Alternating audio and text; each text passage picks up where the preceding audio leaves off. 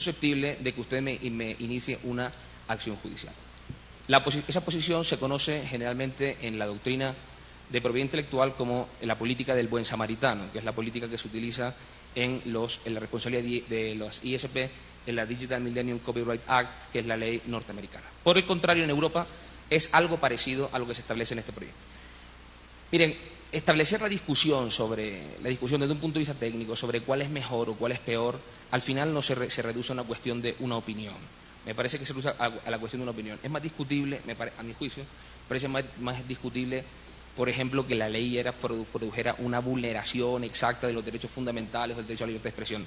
Me parece cuando menos discutible. Tiene problemas como que el anteproyecto de la ley Lleras convierte al ISP en un juez. De facto lo convierte prácticamente en un juez. Y eso es un problema. Pero tranquilos que el proyecto de ley que se plantea tampoco no está carente de problemas. Y tiene un problema esencial, que es el hecho de, bueno, ¿esto cuánto va a durar? Es decir, tenemos un procedimiento judicial en el que dejamos en manos de un juez. Esto, pues, evidentemente va a ser lento. Se ha propuesto la posibilidad de que sea un juicio sumario verbal, ¿no?, para que se desarrolle, algo que algunos colegas han planteado. Yo siempre digo que los sumarios, esto en la escuela judicial en Colombia lo vemos con frecuencia, lo malo de los procedimientos sumarios verbales en Colombia es que son sumarios escritos, ¿no? Y la rapidez son 6 meses. Por tanto, este es un problema que es grave. Todo ello sin contar que el proyecto prevé jueces especializados, que bueno, habrá que ver también la cuestión presupuestaria, habrá que ver la formación de esos jueces, si se plantean una serie de problemas. ¿Es posible otra solución? ¿Es posible plantear, establecer una propuesta como la de crear un órgano administrativo sometido a control judicial, que fue la posición que se estableció después de una negociación dura en España, o la que se terminó planteando en Francia?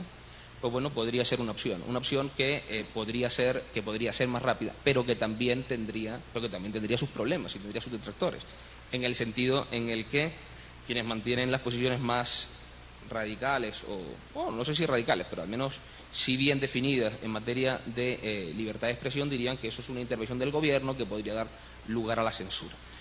Hombre, pues no lo sé. Habría que ver cómo se articula y cómo se regula ese órgano administrativo, pero desde luego, sin lugar a dudas, sería un problema que está sobre la mesa. Yo creo que son dos posiciones distintas.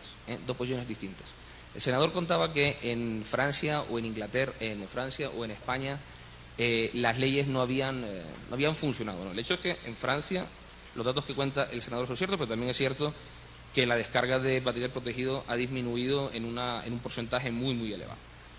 En España la cosa no ha funcionado muy bien, están en un periodo de adaptación, pero el hecho es que en España esta cuestión está sometida al control judicial. Ahora, donde lo que sí es cierto que la retirada funciona estupendamente es en Estados Unidos. Y si no, hagan ustedes la prueba. Vean ustedes, en Estados Unidos la posición de retirada inmediata funciona espectacularmente. ¿Cuál es el problema? El problema es que hay que acudir y decir, oiga, usted me reinstala, usted me devuelve en el caso en el que haya sido censurado. Miren, en el aspecto abstracto yo estoy completamente de acuerdo en que eso podría generar problemas, pero en el ámbito concreto lo que sí es cierto, todos los informes de entidades de gestión y entidades más o menos con un carácter incluso más neutral señalan que la mayoría de las obras que se comparten y que se ponen a disposición están notoriamente protegidas por el derecho de autor. Es decir, el problema de la decisión o no es una cuestión mínima, ¿no?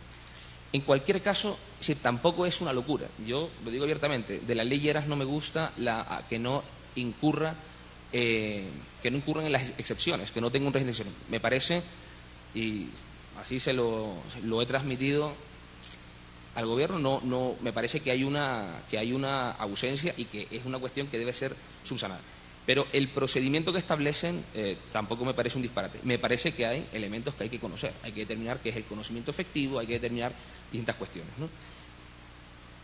El proyecto de ley que hoy se plantea, pues tampoco me parece un disparate, me parece que igualmente hay que ajustarlo en este procedimiento, hay que ajustarlo, hay que señalar, hay que determinar si efectivamente queremos un juez y efectivamente tenemos que tener claro si políticamente al final la soberanía no deja de recaer en el Senado y en el Congreso, si realmente estamos dispuestos a asumir ese tiempo tan largo o no.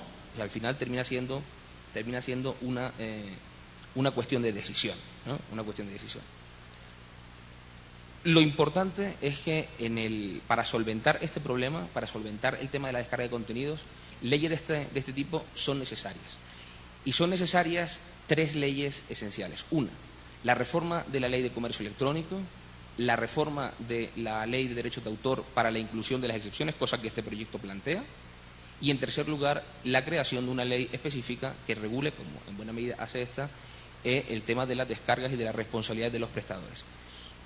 Insisto, de la parte que más me gusta de la norma es el tema del apoyo a los creadores. Me parece, esa última parte del proyecto me parece esencial, me parece que es una realidad que el Estado debe realizar, y la cuestión de las excepciones. Con respecto, resumiendo mucho, con respecto al procedimiento, yo creo que habría que plantearse si realmente podría cuestionarse la creación de un órgano administrativo sometido a control judicial, que diera a esta cuestión un procedimiento mucho más rápido. Porque lo que es cierto, y eso creo que pocos juristas lo van a poner en duda, el procedimiento judicial va a ser largo, y desde luego va a ser muy superior a los 30 días iniciales más los 15 días de medidas cautelares que prevé la ley, sino que se alargará, siendo optimistas, como 5 o 6 meses. La pregunta es cuántas violaciones no se cometerán en ese momento y cuánto daño no se causarán a los actores. Es una cuestión de ajustarlo, ¿no? Es una cuestión de ajustarlo para que la cuestión sea bien, presentar los diversos proyectos de ley y que posteriormente pues el Senado decida. No quiero aburrirlos más. Muchas gracias.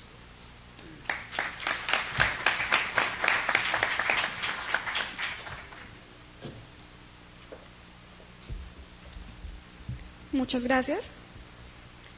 La sensación generalizada de los usuarios y usuarias de Internet es que la propuesta presentada por el Gobierno Nacional, llamada Ley Lleras, no respondió a un proceso participativo, precisamente por no haber sido objeto amplio de discusión por parte de todos los actores sociales involucrados, a pesar de la voluntad de los distintos representantes de los gremios afectados, haciéndose visible una ruptura en el proceso de diálogo, concertación y construcción del proyecto de ley 241, que además contenía vacíos que ponían en riesgo derechos fundamentales para la ciudadanía. Entre esos colectivos de usuarios y usuarias de Internet, estudiosos de la tecnología y sus implicaciones para nuestra vida moderna de la sociedad, está el colectivo Red Pa' Todos, a cuya representante, la doctora María del Pilar Sáenz Rodríguez, escucharemos a continuación.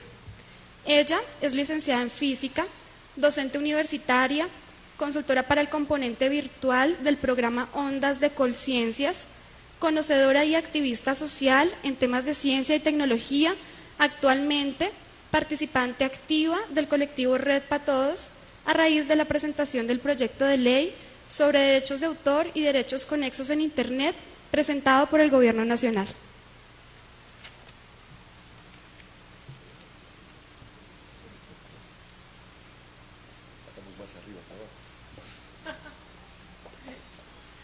Bueno, primero que todo, muchas gracias por la invitación. O sea, desde el momento en el que se presentó el proyecto de ley Lleras, pasaron cosas muy interesantes desde el lado de nosotros como internautas, y yo me definiré como internauta antes que otras cosas. Y fue que empezamos a buscar una participación directa porque efectivamente el proyecto nos afectaba o sentíamos que nos afecta, sentimos que nos afecta. Y eso nos ha permitido empezar a buscar espacios de participación directa para poder hacer efectivamente lo que queremos, que es hacer una modificación que la ley, y que la ley, como sea que llegue a pasar, efectivamente tenga estos puntos de equilibrio, o sea, que no sea solamente desde el lado de los derechos de autor, sino que también se tengan en cuenta los derechos de los usuarios y sobre todo que se tengan en cuenta las prácticas que hay y que se han generado en Internet. ¿Por qué nombro esto? Porque para mí y para muchos de mis compañeros en el colectivo, estar en este tipo de espacios hace un año era absolutamente impensable.